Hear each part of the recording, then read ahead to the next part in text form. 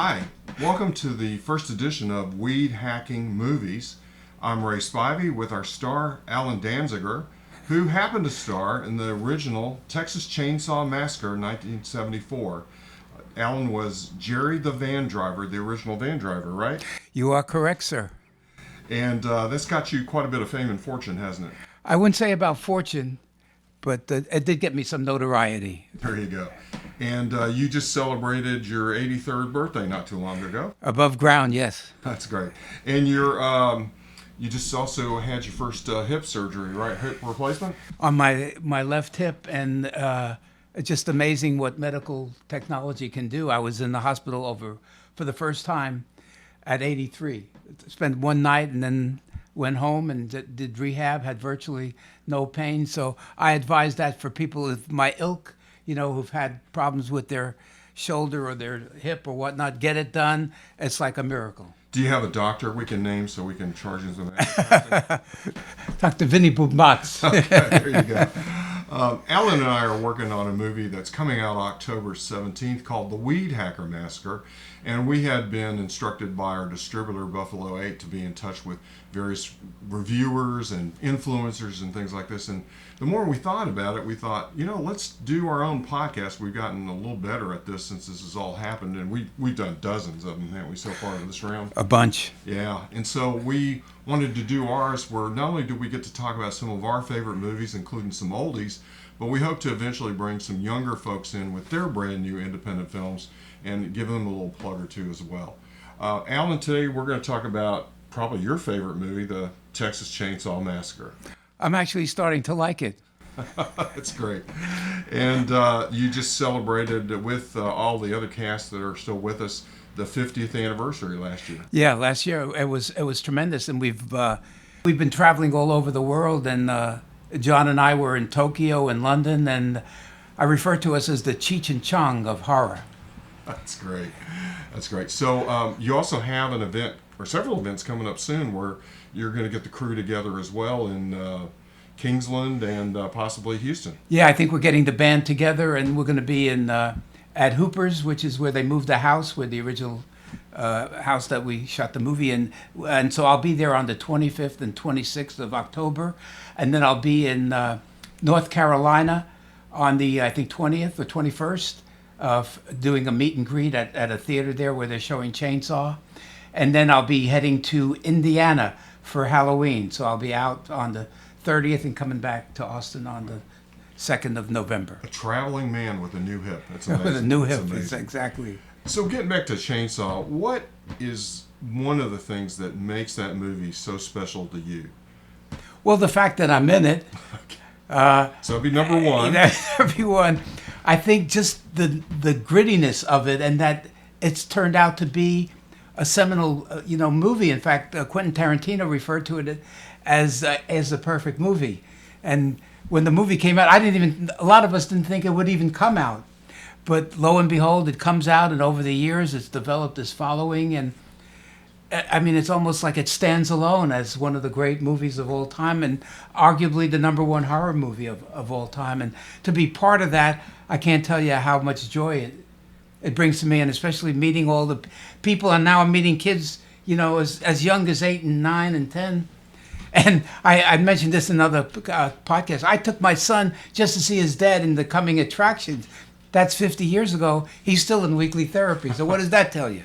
So that would lead us to probably number 3, the scariness of the movie. And even when you were filming your part in the movie, you kind of had not really prepared yourself for what the scene and what Mr. Leatherface was going to look like. Oh, you're more than correct on that. In fact, to have that grittiness, or to have my real response to it, since I wasn't an actor, and if you see some of the reviews of the movie, you know why.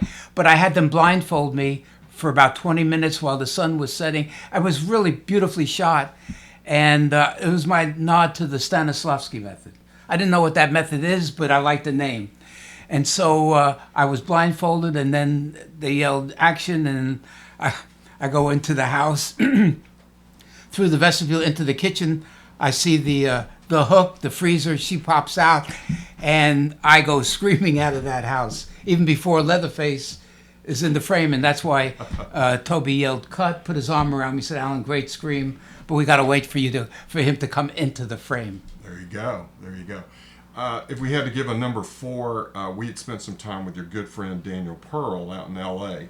and got tons of wonderful stories about Daniel. This is Major who's here. Yeah, he's a ham. He's a ham. He wants to be on screen. Yeah. But anyway, Daniel created what was probably one of the greatest shots. But the whole movie is so iconic in the cinematography.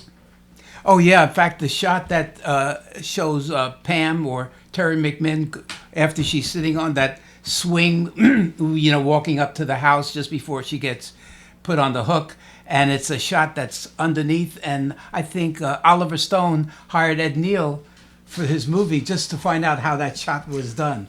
So it is iconic, and that's a whole story at some point we can go into. Sure. And Daniel actually spent some time running a dolly under the swing.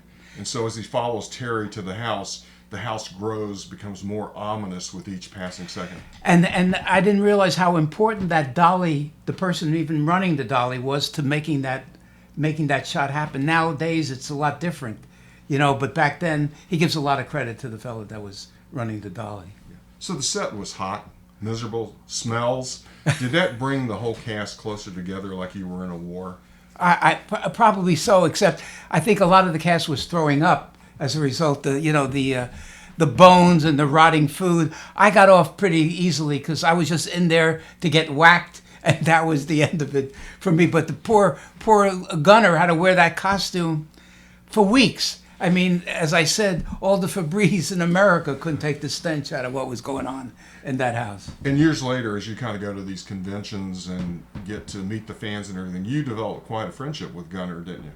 Oh, yeah. In fact, we became actually good friends after the movie was done, and he actually lived with me. I was living in Westlake Hills and spent the summer with me before he moved to Maine. True. And he just was a gentle giant, a fun guy, a very bright, brilliant guy, and I miss him every day. So the cast played a big part of making the movie as special, as well as did Toby and Daniel and who did the props again? Bob Burns, and he was really a genius. Yeah. And it's like we caught lightning in a bottle. Yeah. Who would have thought? With virtually no budget, and we all wore our own clothes. In fact, that's another story. On what happened to my shirt, because people keep asking about that. Yeah, it's gone, isn't it? Oh, yeah. It'll never be seen again. Yeah. The iconic shirt that should be in the Smithsonian. Along with the shoes from The Wizard of Oz, There you go. All right. So, Alan, just recapping again, your favorite memories of Texas Chainsaw Massacre, working with Tobe Hooper, the great director. What might be another really fun story you might have about? A couple of stories. One is, one of my favorite scenes is the scene at the gas station where we ride up and only to be told that they got no gas. And I'm in disbelief. And that's when that troll fella, comes out and sprays, soapy water all over the windshield. And by mistake, I had hit the windshield wiper and it had splashed all this dirty foam, soapy water onto Jim Seadow's face. And he's trying to deliver his lines. We never got through it. Kirk and I were gone for the day, so much so that Toby actually got very upset and ended up walking off the set. Oh, boy. And Kim had to finish that scene up for it. But that's one of my favorite scenes. That's great. That's great. Also, you had some funny stories. What you were driving the van when the kids pick up the hitchhiker. And so what was kind of going on in that? You actually were driving the van, you weren't...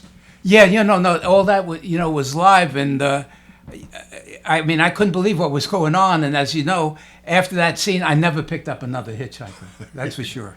There you go. And it was hot in the van. No brutal, AC. Right? Brutal. And the windows are up, no AC, and Toby smoking, one of those cigars, a la, Eric von Stroheim. Brutal. It was a brutal shoot. That's great. So if you had to give Texas Chainsaw Massacre a thumbs up or a thumbs down, obviously you would give it a... Thumbs up. Thumbs up. There you go. And on a scale of 1 to 10, how would you rate Texas Chainsaw Massacre? 11. 11. Awesome. Well, that's our first show, and we're going to follow this up with a little bit more of Texas Chainsaw Massacre here in a few days. Thanks for tuning in, And we do want to offer anybody that's got a movie coming out, you're indie that's going to do a horror film soon, and you want us to either have you on the podcast or we can review the film for you. We'd be happy to, and we'll try to get to them as fast as we can. I want to thank Allen again, and we'll see you soon, Allen. My pleasure. Had a great time. Thanks a lot, and tune in. Checks in the mail. Thank you, sir.